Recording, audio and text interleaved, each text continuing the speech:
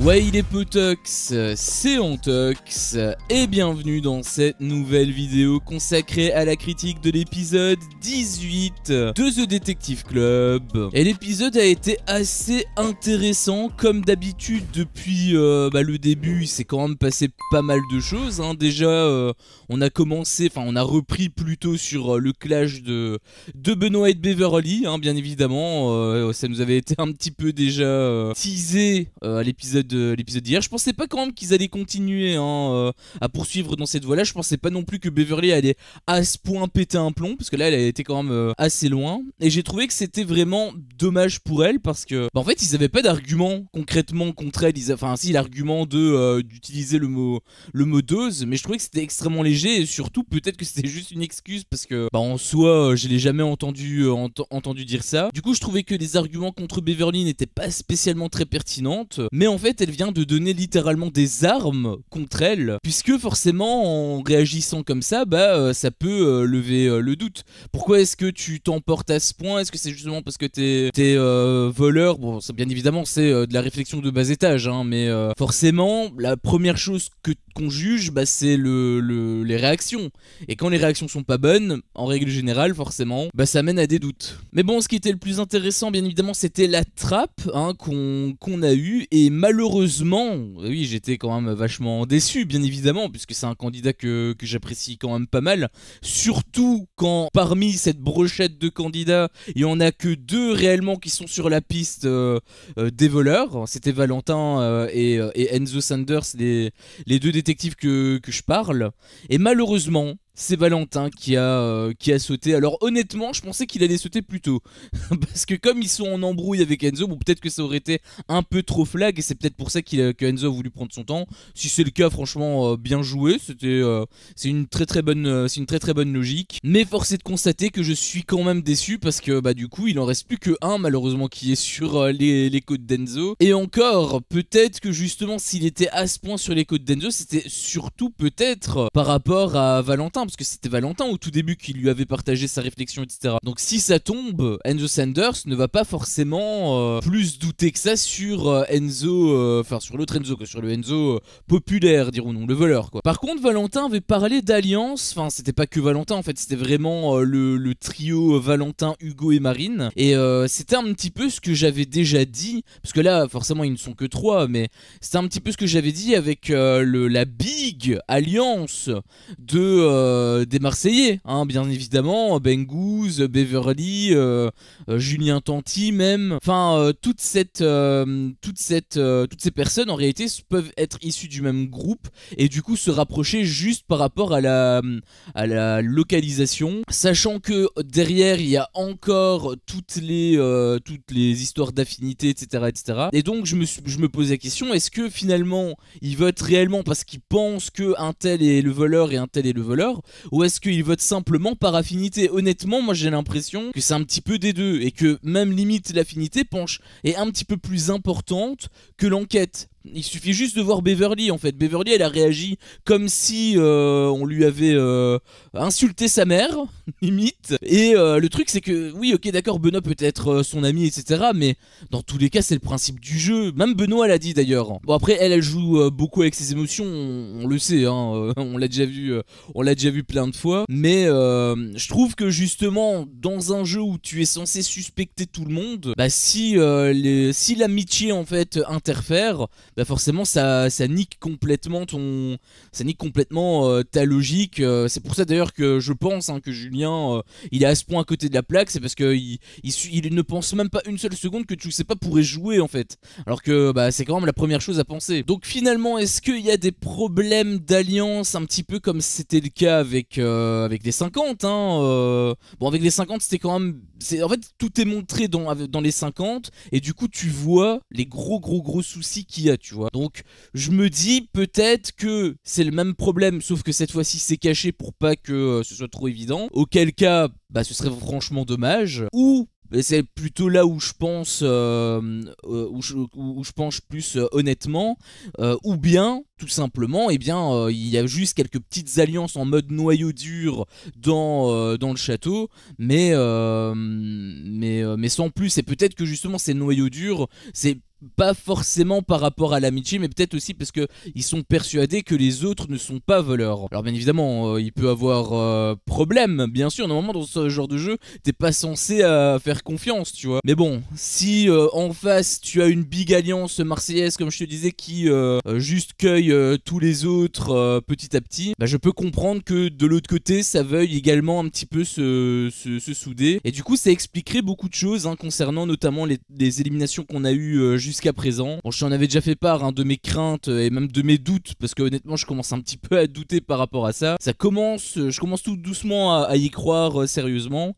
Et quand on parle d'alliance, bah forcément, ça appuie encore plus dans cette voie-là. D'ailleurs, j'avais trouvé également que c'était très très bien joué de la part de Enzo, du voleur, hein, parce que en fait, étant donné que il a éliminé Valentin, bah forcément, ça aurait pu se retourner contre lui. Bon, alors déjà le fait qu'il ait attendu quand même pas mal de temps, comme je l'avais dit, je pense que ça s'est un petit peu tassé, etc. Donc finalement, il n'a pas été plus suspecté que ça. Mais c'est surtout le fait qu'il en a profité à ce moment-là pour confronter tout le monde par rapport justement à ses affaires, etc. etc. Et j'avais trouvé que c'était plutôt malin. Hein. Alors il en a fait peut-être un petit peu des tonnes sur la fin, mais parce qu'il était resté en boucle là-dessus, en mode vraiment victime, etc. Tu vois, en mode vraiment on m'a fait un truc de fou, alors qu'en réalité même lui, hein, ils s'en battaient les couilles. Hein, c'était du pur acting, et c'est pour ça que je trouvais qu'il en a peut-être fait un petit peu trop sur la fin. Mais sinon, la logique derrière, tout ce qu'il y a eu comme stratégie avant cette deuxième partie, bah, j'ai trouvé que c'était assez pertinent, que c'était très bien joué de sa part. Donc s'il avait un moment où il fallait le caser, bah, c'était là. Donc par contre, ça veut dire forcément qu'on ne va pas avoir la confrontation Enzo-Valentin. Et ça, pour le coup, bon, mon âme de kiffeur de télé-réalité, quelque part, il en a un petit peu peiné, quoi. Puis ensuite, ça a pas mal suspecté pas mal de gens, notamment Marine qui est revenue. Alors on connaît hein, la chanson, franchement moi je les vois vraiment en tant que prochain éliminé, même si peut-être que ça va changer, j'espère quelque part.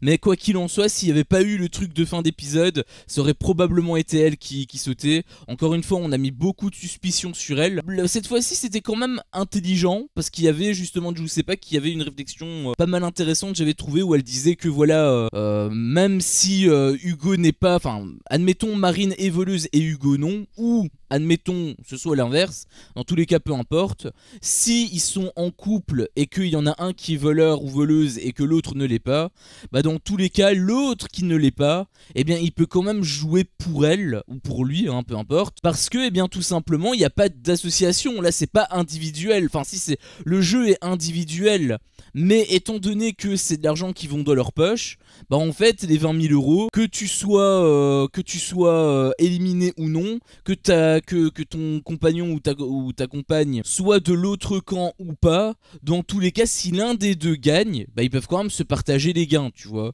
Et j'avais trouvé que c'était une réflexion pas mal intéressante, parce que du coup ça pouvait dire aussi que en effet, même si Hugo n'est pas dans le coup, bah dans tous les cas il peut quand même jouer pour elle, uniquement pour pouvoir espérer avoir 10 000 euros à la fin, tu vois. Donc j'avais trouvé que c'était plutôt intéressant. Ce genre d'argument j'aime bien. Là pour le coup, ce sont des arguments qui peuvent te faire douter, et c'est d'ailleurs en y réfléchissant, c'est vraiment terrible, je trouve, qu'il nous ait révélé l'identité des voleurs, parce que s'il nous l'avait pas révélé, mais on aurait tellement pu jouer avec eux, on aurait tellement été bait en fait, on aurait tellement pu se faire complètement retourner le cerveau et on se serait senti comme des cons, tu vois. Là pour le coup il y aurait eu un vrai enjeu pour nous, tu vois. Là en réalité bon, c'est plus un exposé qu'on regarde. En réalité c'est une sorte de pièce de théâtre, enfin c'est pas une pièce de théâtre comme The Power, parce que The Power c'était vraiment de l'abus.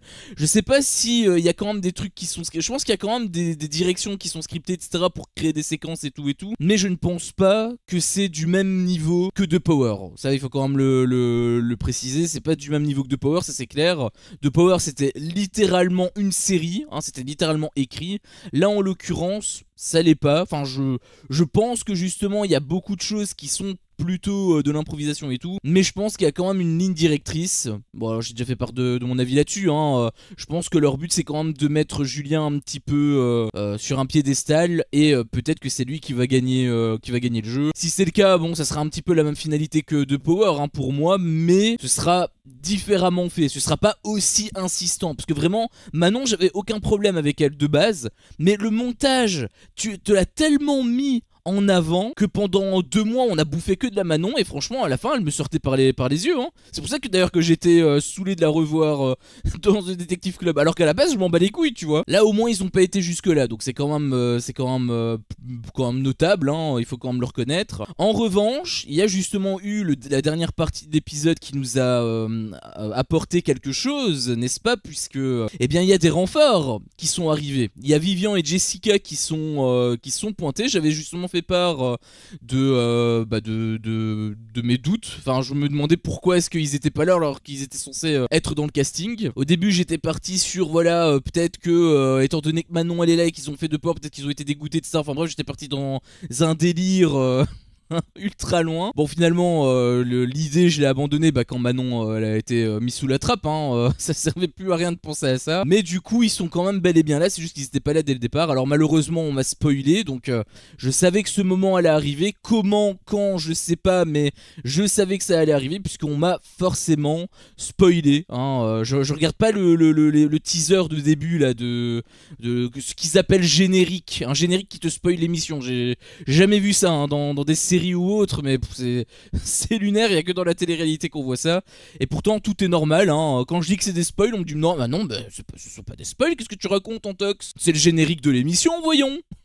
Et ton générique, un générique qui te raconte tout ce qui se passe dans la saison. Enfin bref, moi je regarde pas ce truc, et du coup j'étais pas au courant, mais étant donné qu'il y en a qui l'ont vu, et forcément qui me l'ont dit, j'étais fatalement spoilé, donc j'étais un petit peu déçu, hein, je vais pas te mentir, j'étais même dégoûté de ouf, hein. Je vais pas atténuer mes propos, j'étais vraiment ultra deg.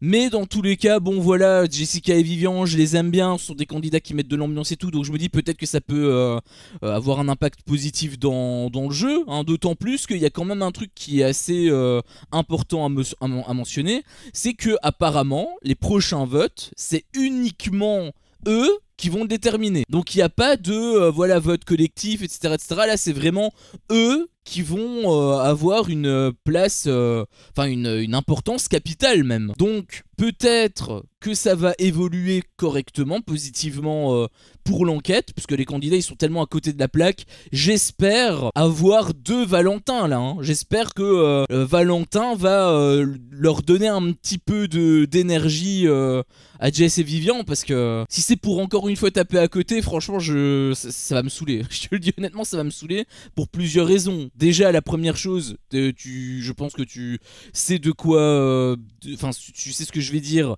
c'est tout simplement le fait que Vivian et Jess ils étaient pas là dès le départ, ils sont arrivés en cours de route, donc je trouve que si c'est eux qui gagnent, bon je trouve que ce serait pas forcément cool, hein, parce qu'ils ont pas commencé sur le départ. Moi j'apprécierais un jeu où il n'y a pas de candidats qui débarquent en cours de route, etc. À moins qu'il y ait des remplacements, tu vois. S'il y a des remplacements, moi je te dis ok, c'est logique, mais là c'est vraiment purement gratuit quoi. Les 2 semaines qu'on a vues pour les éliminations, en fait ils servent à rien. Pourquoi est-ce qu'ils étaient pas là directement? Moi dans ma tête ils étaient 18, et du coup tu fais le décompte, maintenant ils sont censés être 16 ou 15, je sais, enfin ils sont 7 moins parce qu'il y a le truc des bannis, mais enfin psychologiquement ça a pas le même poids. S'ils étaient là dès le départ, du coup tu élimines au fur et à mesure, tu te dis ok d'accord, tranquille, ils sont encore 15, pas de soucis. Mais là le truc c'est que comme ils ont démarré à 18, que maintenant ils sont 12, et que en fait maintenant apparemment ils sont 14, du coup ça crée psychologiquement, moi ça me va pas, tu vois. En plus ça veut dire qu'ils ont loupé 2 semaines ou 3 semaines de diffusion de jeu. J'imagine que c'est plutôt 1 semaine de tournage. Pour le coup je trouve que c'est quand même un sacré avantage pour eux, parce que du coup il y a personne qui peut douter d'eux. Bah oui, puisqu'ils étaient pas là quand il y avait eu le truc des voleurs. Je trouve que c'est pas forcément équitable. Après bon, on sait très bien que que Banijé ne sont pas du tout équitables dans leur émission avec W9, mais à ce point, ça me dérange. Je te le dis honnêtement, ça me dérange. Surtout qu'avant, il n'y avait jamais eu ce délire de candidats qui débarquent en cours de route, etc. Il y a toujours eu au moins le truc avec le remplacement, tu vois, où il y a eu des retours, bien évidemment, mais pas de candidats qui débarquent pour la première fois. C'est jamais arrivé. La première fois où c'est arrivé, c'est sur l'émission justement de The Power, et j'avais pas du tout aimé ça. D'ailleurs, justement, on peut en parler, parce que est-ce que tu trouves pas que ça ressemble beaucoup à The Power? Genre ils te mettent Julien en avant exactement comme Manon a été mise en avant dans The Power. Là maintenant il y a deux candidats qui débarquent alors que dans The Power il y en avait qu'une, c'était Maïsan. Après pour le truc avec Maïsan, je pouvais comprendre le move étant donné que c'était la tête d'affiche de la saison 1, c'est normal de la vouloir quand même dans ton émission, tu vois. Par contre, pourquoi vouloir à ce point Jess et Vivian? C'est la première saison déjà de base, donc c'est pas... Enfin oui, ce sont des candidats très connus, hein, bien évidemment, mais ce sont pas des candidats qui ont marqué la saison 1, vu que c'est ça, la saison 1. Donc c'était moins important de les avoir, ou alors encore une fois les avoir directement, mais les avoir en cours de route, ça me paraît un peu bidon quoi. Surtout que pour le coup ils ont quand même un impact dans le jeu. Là la situation elle est en stand-by quoi. Les candidats ils peuvent plus voter. Il y a que eux qui vont pouvoir voter. Donc c'est à dire qu'en l'espace de une semaine ils vont déterminer qui part en gros, alors qu'ils étaient pas là avant. Et aussi un truc que je soupçonne, parce que je suis persuadé que le délire de Riyad de la première semaine c'était totalement du bullshit. Si ici Vivian et Jess tapent dans un voleur, probablement du coup peut-être plutôt Enzo j'imagine, étant donné comment Giuseppa est protégé par Julien, j'aurais tendance à me dire que ce serait plutôt Enzo, sachant que Giuseppa elle a été la première voleuse choisie par la prod, alors que Enzo bah ça a plutôt été Giuseppa qui l'a choisi, enfin normalement hein, s'il se passe pas de grosses dingueries derrière la caméra. Donc logiquement je me dirais s'il y a un voleur qui saute ce serait probablement plutôt Enzo, mais dans ce cas là moi je serais pas du tout content hein, parce que ok d'accord ça redistribue les cartes, parce que forcément si Enzo n'est pas, enfin si l'un des deux voleurs n'est pas pris la main dans le sac, bah du coup c'est à dire que Jess et Vivian jusqu'à la fin ils peuvent aller en finale. Bah oui, puisqu'il y a personne qui peut douter d'eux évidemment. Donc et d'un point de vue probabilité ce serait quand même extrêmement peu probable que justement Jess et Vivian en l'espace de 4 jours arrivent à trouver un voleur exactement comme c'était le cas avec Riyad, tu vois. En termes de probabilité, franchement ça, pour moi ce serait pas possible hein, je te dis, enfin si, il y a une possibilité mais ce serait tellement maigre avec tout ce qu'on a eu précédemment avec le truc de Riyad, avec le truc de l'immunité pour Beverly. Si en plus il y a ça, pour moi ce serait presque acté que ce soit juste du bullshit en fait. Mais ça bien évidemment ce n'est que mon humble avis. Bon maintenant ce qui m'intéresse c'est le vôtre. Qu'avez-vous pensé justement de cet épisode? Est-ce que vous êtes d'accord avec moi sur les points que j'ai dit? Est-ce que vous êtes content de revoir Jess et Vivian? Parce que je suis quand même content aussi de les revoir hein, mais est-ce que vous partagez justement mon avis par rapport à ce renfort? Si jamais vous êtes d'accord avec moi, n'hésitez pas à liker la vidéo, et si vous n'êtes pas d'accord avec moi, eh bien n'hésitez pas à me faire part de votre avis dans l'espace commentaire. Si jamais mon contenu vous plaît, je vous invite également tout simplement à le partager, à vous abonner et pourquoi pas à activer la cloche, comme ça vous ne louperez aucune de mes autres vidéos. Merci à vous tous pour votre visionnage et je vous dis à la prochaine pour une prochaine vidéo. Ciao.